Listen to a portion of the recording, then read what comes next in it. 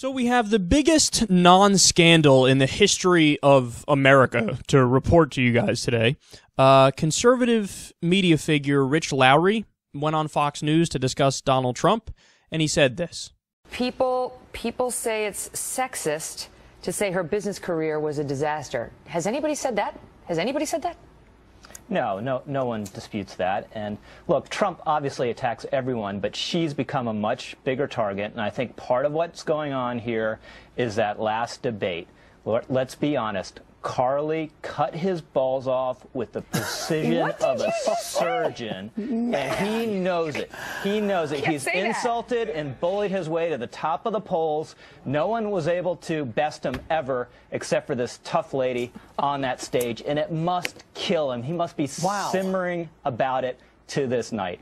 Rich, I mean, first off, you need to come out of your shell, buddy, and really tell everyone what you really think. The Puritanism is so stupid. I mean, they're like children, man.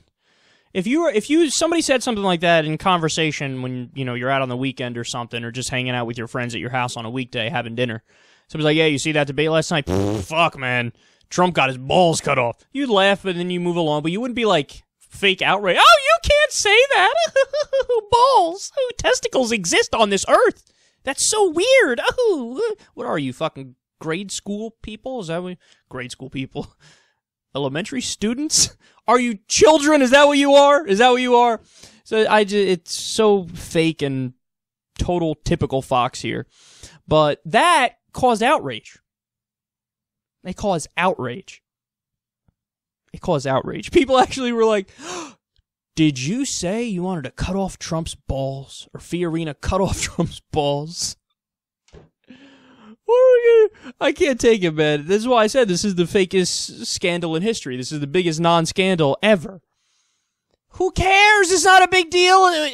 It's a figure of speech. Does anybody really think that Lowry here really thinks that Fiorina, after the debate, was like holding up his balls? Like, "Whoa, I got him." What the fuck are you talking about? People were mad about this. They were mad about this. And who is leading the pack of angry people? Donald Trump. Donald Trump feigned outrage over this. In fact, I'll tell you what he said on Twitter. He said, at Fox News, he's tweeting at them, "owes me an apology for allowing clueless pundit Rich Lowry to use such foul language on TV. Unheard of! Unheard of!" Wait, let me get this right. Donald Trump is concerned about foul language on TV.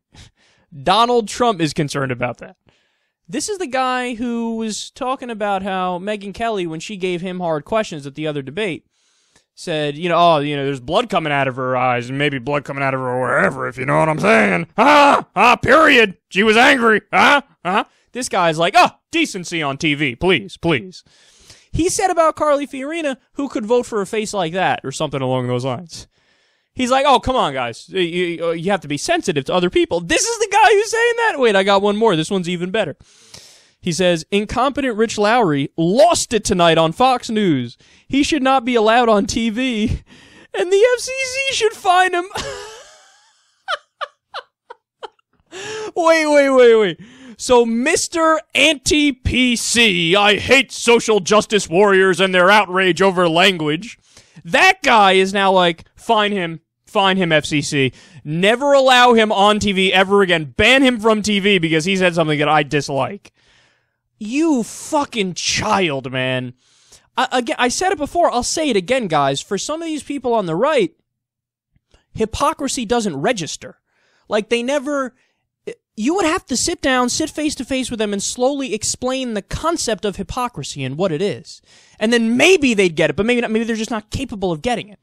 Like, you'd have to say to Donald, you have to understand something, man. If you get mad at other people for doing X, Y, and Z, you then cannot do X, Y, and Z, or else you're not holding yourself to the same standard. So you look like a joke to everybody on the planet. This is a hypocrite, Donald. This is a hypocrite. He'd still probably be like, oh, it's different when it's at me. Don't you understand that? I'm special. Fuck everybody else. Which really does go to the mindset, too, which is why it's so scary that a guy like this is doing so well in the polls. Because that really is the mindset. Different set of rules for me. Different standards for me. You're telling me this guy wouldn't do a power grab if he was in office and wouldn't basically be a dictator? Spare me. You know that's the case. So Rich Lowry didn't back down. To his credit. he was retweeting memes of kids throwing tantrums. Like, people would tweet at him like, yeah, this is Trump right now. It'd be like a little kid throwing a tantrum. He also retweeted a meme of somebody sobbing in the shower. Like, this is Trump right now. And there was one picture of like a cartoon drawing of Carly Fiorina. The picture was of Carly Fiorina, but then there's a cartoon of her hands in the air and she's got balls in her hand. He retweeted that. He was mocking Donald. And my favorite of all, he tweeted a picture of scissors, for obvious reasons, cutting balls off. And then he even started tweeting hashtag no balls Trump. Oh, it's delicious. I have to say, guys, I am enjoying watching conservative media turn on Trump. I am enjoying it. Now, there is a downside to it, of course. I mean, if he loses all of conservative media, it's going to be hard for him to keep this momentum, because a lot of these conservatives watch conservative media, and then they'll start to think more negatively of Trump, and he'll drop in popularity, et cetera, et cetera. So it actually does hurt the fact that Trump is the only person in the debate talking about money and politics and saying that the whole system is corrupt and fucked up. In that aspect, yeah, it's not good. But in terms of just overall watching this jackass get knocked down a couple pegs, oh, I take a lot of joy in it. So, Rich Lowry, this is the first and almost certainly the last time I'll ever say it, but well done, son. Continue with it.